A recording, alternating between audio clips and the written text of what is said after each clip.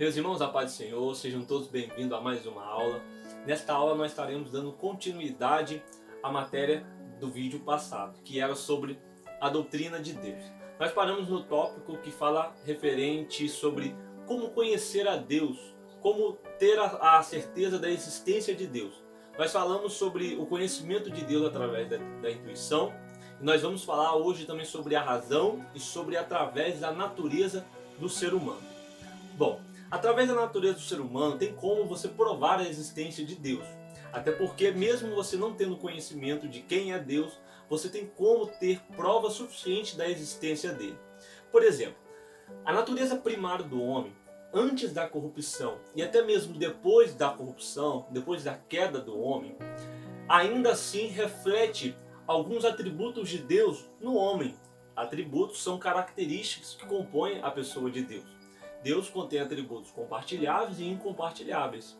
E Deus ele permitiu que o homem tivesse alguns desses atributos, que nós chamamos de atributos compartilháveis. Bom, através de um desses atributos nós conseguimos provar a existência de Deus. Por exemplo, o amor. O homem ele só ama porque Deus ele é amor.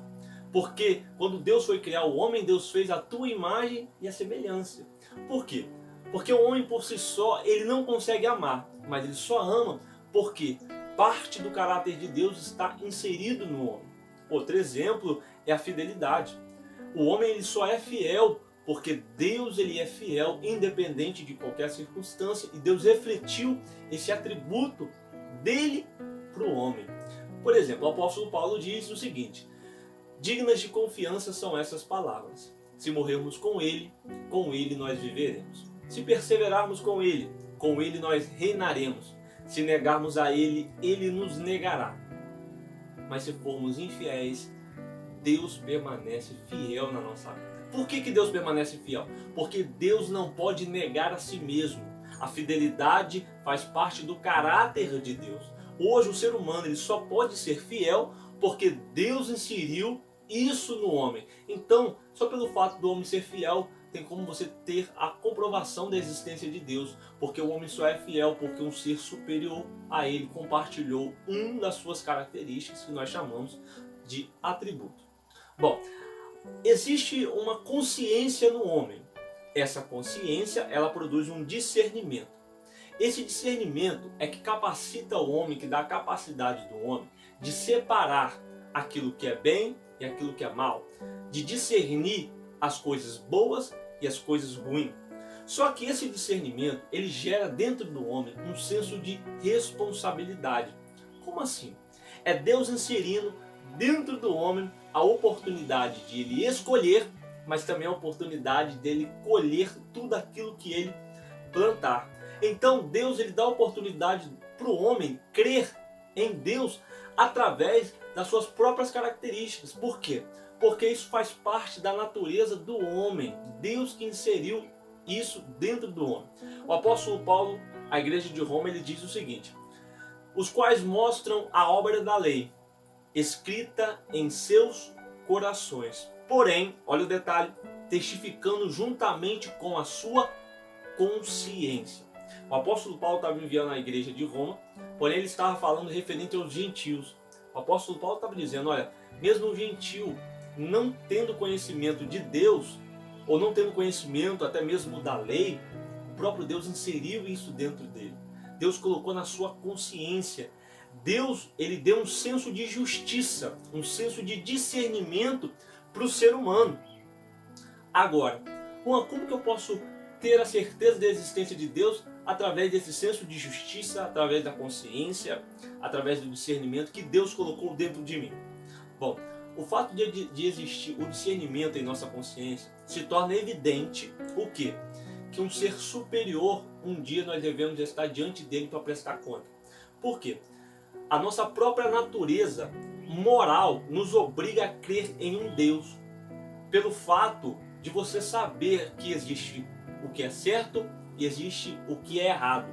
Somente um ser superior e eterno que pode classificar aquilo que é certo e aquilo que é errado. Por quê? Porque Deus determinando aquilo que é certo e aquilo que é errado, e Deus sendo superior, e Deus tendo todo o poder, ele sim tem o poder de julgar, de separar.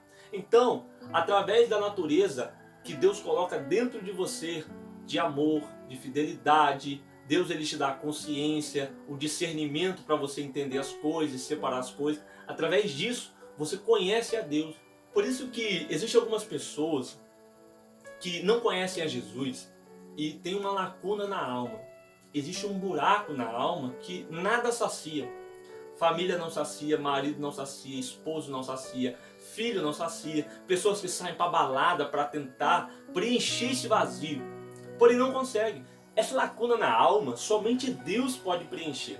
Por mais que o homem tenta de diversas maneiras preencher esse vazio dentro dele, somente Deus vai preencher. Não adianta o homem buscar qualquer tipo de artifício, não tem como. Sabe por quê? Porque o homem ele é totalmente dependente de Deus. É uma relação que existe entre o homem e Deus. O homem, a alma do homem, depende do Criador. A criatura necessita do Criador. Um certo pregador, uma vez ele disse o seguinte: olha, se você tira a planta da terra, o que acontece com ela? Ela morre. Se você tira o peixe da água, o que acontece com o peixe? Ele morre. Por quê? Porque você desligou eles da fonte. É a mesma coisa com o ser humano. Quando você tira ele da presença de Deus, ele morre. Por quê? Porque foi desligado da fonte. E quando o homem se desliga de Deus, simplesmente ele morre espiritualmente e muitas das vezes morre até fisicamente. Por quê? Porque está desligado da sua fonte que o alimenta, da sua fonte que o sustenta. Bom, Deus ele faz questão de se aproximar do homem. Até mesmo quando o homem está se desligando ou quando o homem está desligado, Deus faz questão de se aproximar do homem. Deus se manifesta para o homem. O apóstolo Paulo diz o seguinte: olha, pois o que de Deus se pode conhecer é manifesto entre eles. Por quê? Porque Deus lhe manifestou. O apóstolo Paulo está dando veracidade que Deus faz questão de se manifestar, Deus faz questão de se aproximar do homem. Bom, agora nós falaremos sobre conhecer a Deus por intermédio da razão. O conhecimento de Deus por intermédio da razão. Bom, existem diversos pensamentos contrários sobre a comprovar o conhecimento de Deus por intermédio da razão. Há uma divisão teológica. Por quê? Porque muitos não acreditam que tem como comprovar a existência por meio da razão. Bom, por mais que nós, cristãos, acreditamos e cremos em Deus pela fé, nós não precisamos de nenhuma comprovação que a lógica humana, que a razão humana aceite. Por quê? Porque nós vivemos pela fé. Mas o que é a razão?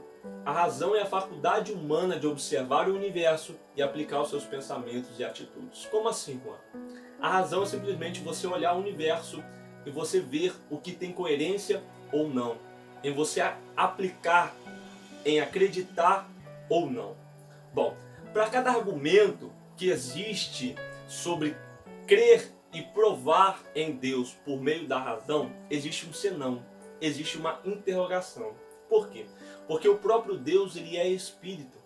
Então, as manifestações de Deus são espirituais. Então, muitas das vezes as pessoas que são incrédulas querem crer em Deus, mas querem uma comprovação física. Até mesmo quando os fariseus chegaram perto de Deus e pediram a ele um sinal, ele falou: não terá nenhum sinal. Não terá nenhum sinal, a não ser o sinal de Jonas. Deus não precisa provar para o homem que ele existe, porque Deus ele é superior a todas as coisas. Bom, um grande homem estudioso, Aristóteles, ele diz o seguinte: que Deus ele existe e ele tem seus argumentos. Bom, os argumentos deles têm 4 pilares. Primeiro pilar, movimento dos seres. Segundo pilar, ordem existente no mundo. Terceiro pilar, graus de perfeição. Quarto pilar, experiência psicológica. O que Aristóteles diz sobre isso? Ele diz o seguinte: qualquer movimento supõe uma força superior, externa, atuando sobre um ser inferior, que produz o movimento e o ser dá continuidade. Resumindo, o que Aristóteles está querendo dizer? Tem como você refletir esse pensamento de Aristóteles até mesmo na Bíblia. Como? Bom, ele diz que qualquer movimento supõe uma força superior externa que atue num ser inferior. é a criação simplesmente do homem. Deus pegou um ser que é inferior, que não tem vida, e Deus simplesmente o formou. Deus o criou. Depois que Deus criou, Deus deu o fôlego de vida, que foi o quê? O ser superior, externo, atua sobre o ser inferior. E esse ser inferior, que é o homem, que é Deus criando o homem, ele dá continuidade à vida. O que Aristóteles está querendo dizer? Deus ele é o princípio da causa. Deus ele é o pontapé inicial. Deus ele começou as coisas e as coisas a partir daí começam a existir, começam a dar continuidade à sua criação. Você quer ver um exemplo? João diz no capítulo 1, verso 1. No princípio ele era o verbo, e o verbo estava com Deus, e o verbo era Deus. No princípio ele estava com Deus. Olha o detalhe. Todas as coisas foram feitas por ele, e sem ele nada do que existe existiria. Bom, alguns argumentos que dão veracidade à existência de Deus. O que é argumento em si? Argumentos são provas, indícios, demonstrações, comprovações, motivo que leva à convicção. Existem argumentos cosmológicos, por exemplo. Argumentos da natureza que comprovam a existência de Deus. A criação do universo ela depende de uma causa que seja eterna e que seja autoexistente, que cria o universo. O universo por si só ele não se explica pelo fato dele ser eterno, porém ele não é autoexistente, ele depende de um ser superior que possa o criar. Então Deus está mostrando a sua eternidade e a tua autoexistência pelo próprio universo. Deus ele é o Criador, como nós já citamos Gênesis capítulo 1, que no princípio criou Deus os céus e a terra. O salmista diz o seguinte: antes de nascerem os montes e de criares a terra e o mundo, de eternidade a eternidade, tu és Deus. Comprovando o pensamento argumentativo, que diz que antes que houvesse o mundo, antes que houvesse os montes, as terras, de eternidade a eternidade, ele é Deus. Está mostrando a autoexistência de Deus novamente e a sua eternidade. O que o escritor aos Hebreus diz? E tu, Senhor, no princípio fundastes a terra, e os céus são obras das tuas mãos. Demonstrando mais uma vez que Deus ele está desde o princípio. Hebreus capítulo 3, verso 4 diz o quê? Porque toda a casa é edificada por alguém, mas o que edificou todas as coisas é Deus. Mais uma vez comprova não só a existência de Deus, não somente o poder de Deus, mas também que Deus ele é o Criador de todas as coisas.